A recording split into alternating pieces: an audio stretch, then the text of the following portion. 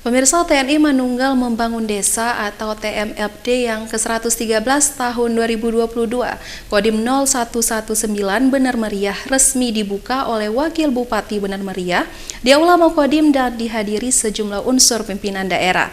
Setelah membuka secara resmi bersama Dandim 0119, Wakil Bupati Bener Meriah Dailami meninjau langsung pelaksanaan TMMD di Desa Negeri Antara, Kecamatan Pinturi Megayo. Wakil Bupati Bener Meriah Dailami resmi membuka pelaksanaan TMMD ke-113 tahun 2022 yang dilaksanakan oleh Kodim 0119 Bener Meriah. TMMD Kodim Bener Meriah direncanakan berlangsung selama 30 hari kerja di Kampung Negeri Antara Kecamatan Pinturi Megayo. Dalam sambutannya, Dandim 0119 Bener Meriah, Letnan Kolonel Infantri Eko Wahyu Sugiarto mengatakan, TMMD merupakan program terpadu yang dilakukan oleh seluruh personel TNI dari semua matra satuan. Program terpadu lintas sektoral ini untuk membantu pemerintah mempercepat akselerasi pembangunan daerah. Program TNI Manunggal Membangun Desa ke-113 tahun 2022 melaksanakan sejumlah kegiatan fisik dan non-fisik. Di antaranya adalah membuka akses jalan pertanian sekaligus jalur menuju lokasi wisata Arung Jeram dan wisata gajah di CRU Das Pesangan sepanjang 7.350 meter.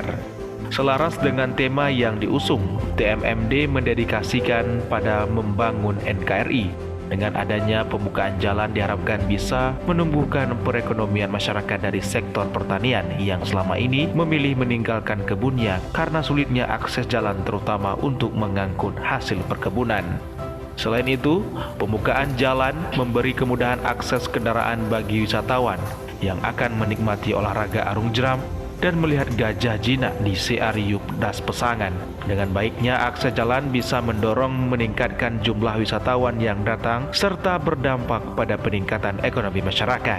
Ini adalah kegiatan yang dilakukan oleh TNI, TMMD. Ini adalah untuk bagaimana masyarakat ini bisa membuka usaha wisata.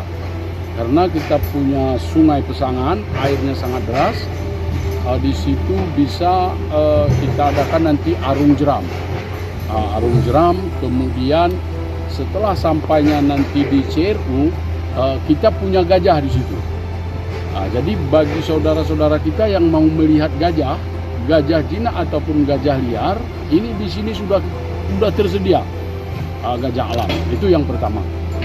Kemudian kegunaannya ini dibuka, ini masyarakat sudah bisa bertani kembali.